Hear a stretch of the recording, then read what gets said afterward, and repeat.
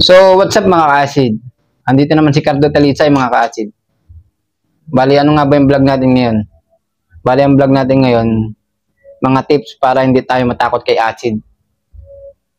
Bago ang lahat, shoutout muna tayo sa mga ka-acid natin na si Jadrian Tapsyun, tsaka Domina Weekend, tsaka kay Ma'am Mary Rose Sapanta. Shoutout sa inyong tatlo, mga ka-acid. Talagang yung acid reflux talaga kasi napakahirap talaga. Lalo na sa mga bagong may acid reflux lang, talagang ang hirap talaga niyan. Labanan talaga. Kaya itong mga tips ko na sasabihin sa inyo, kailangan nyo gawin para hindi kayo malalong matakot dyan kay acid. Pero lahat talaga ng sintomas na ni acid, yung pananakit ng tiyan, pananakit ng dibdib, pananakit ng sa lalamunan, nagbabara sa lalamunan, pananakit ng ulo, halos lahat, pananakit ng baywang, halos lahat dami, sobrang dami ng sintomas na yan mga ka-acid. Ngayon, okay matakot, talagang maano nyo rin siya ma-overcome nyo rin yung takot na yan.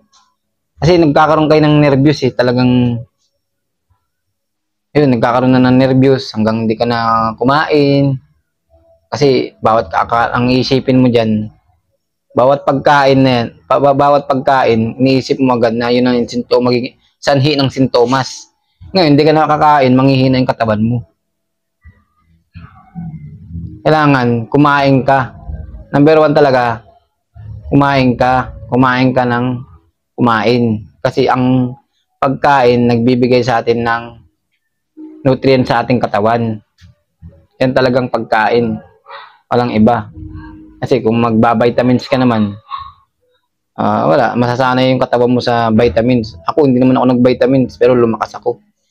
Kasi puro gulay, isda, ngayon mga kinakain ko dati. Pero ngayon, lahat kinakain ko naman na. Kahit baboy. Basta huwag kayong matakot kay acid, talagang lahat ng sintomas, andyan talaga yan.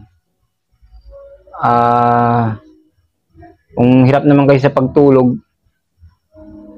ayun, mag-exercise kayo ng umaga kung medyo lumakas na kayo. Pero kung mahina naman kayo, mahina pa yung katawan nyo, ayun, kumain kayo, basta pilitin nyo maglakad-lakad muna kayo. Maglakad-lakad kayo ng dahan-dahan lang kung talagang mahina pa yung katawan nyo at hindi kayo makagalaw. Maglakad-lakad kayo. Yun ang unang step dyan. Hindi pwede yung higa ka na lang at matutulog ka na lang. Hindi ganyan yan. Hihintay mo na hihintay mo yung hindi ka nakikilos. Hindi po ganun. Dapat po labanan po yan.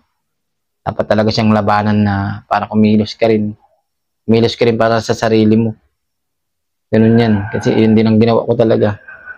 Tapos huwag kayo magpuyat mga ka-acid. Yung puyat kasi isa rin yan sa nagdadagdag ng acid sa ating katawan kung nagpupuyat ka. Ayun mga ka-acid, huwag kayo matakot kay acid. Talagang lahat ng sintomas, talagang dinanas ko yan. Sobrang hirap talaga yan. Alam ko mahirap, lalo sa mga baguhan pa lang. Napakahirap niyan. Lahat na ng iniyak ko na dyan. Talagang, pero ngayon, ngiti na rin tayo. Magagawa nyo rin yan. Sa una lang talaga yan. Basta sundin nyo lang yung mga proseso. Sa mga naman, may mga gumaling naman sa gamot at hindi gumaling sa gamot. Mga hindi naggamot. Depende yan sa pagpapagaling. Yan. May mga gumaling kasi may napapanood din ako na mga gumaling sa gamot. May dumating naman sa may hindi naggamot, may naggamot. Yun talaga, depende rin sa katawan yan. Mga ka-acid, depende yan kay Lord kung paano niya tayo pagalingin. At least tayo ay naniniwala sa Kanya. Yun lang naman yan mga ka-acid.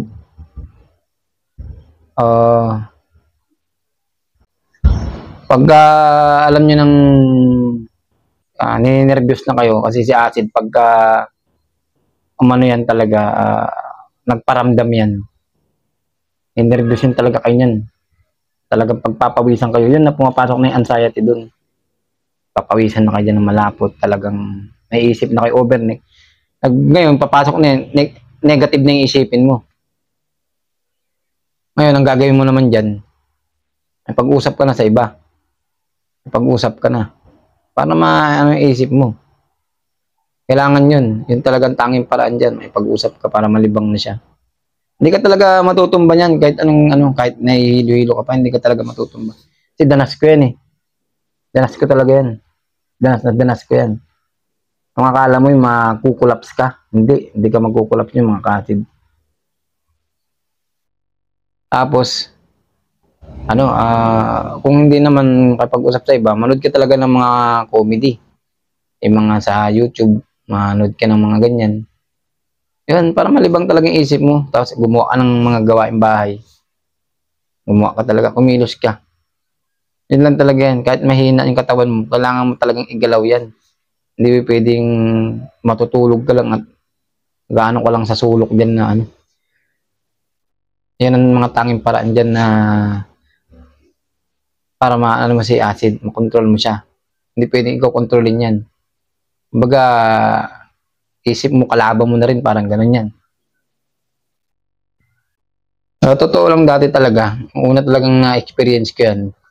Talagang natakot din talaga ako. Lahat ng nervyos tsaka panic attack talagang naramdaman ko na yan. Karoon ako ng anxiety. Una talaga yan. Kasi pag nagkaroon ka talaga ng acid reflux, talagang kakaroon ka talaga ng lalo na yung gumanong-ganon yung mata ko. Kumislap-islap yan mga ka-acid. Yan.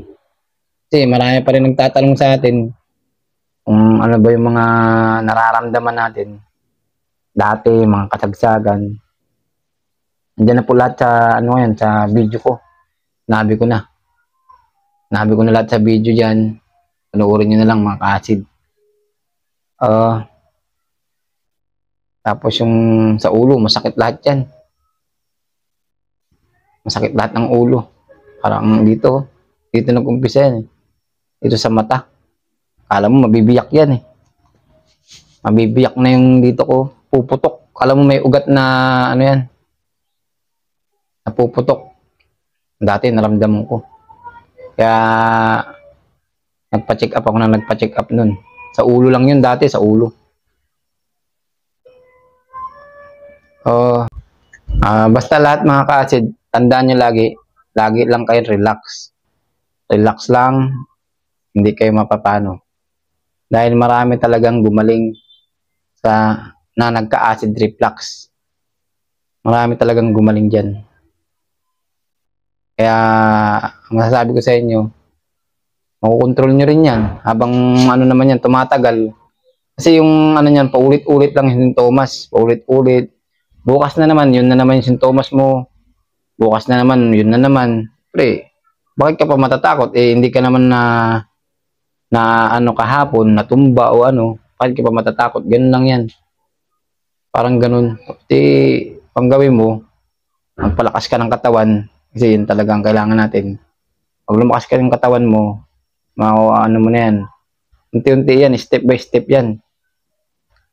Hindi yan pwede na, uminom ka ng gamot ngayon na mga lang, gagaling ka na agad. Hindi ganyan yan mga ka-acid. Ako, taon din mahigit binilang bago tayo gumaling. Talagang halos hindi na ako makalakad. Talagang nanghina na yung katawan ko.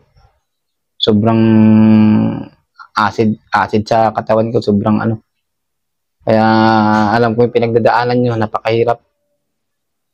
Kaya mananig lang kay Lord. At ako naniwala nang din naman talaga ako sa Kanya. Wala kasi ibang kakapitan ko dito sa Kanya, mga ka-acid. Yun mga ka-acid, hanggang dito na lang. Sana na-share ako kunting kaalaman sa inyo mga ka-acid.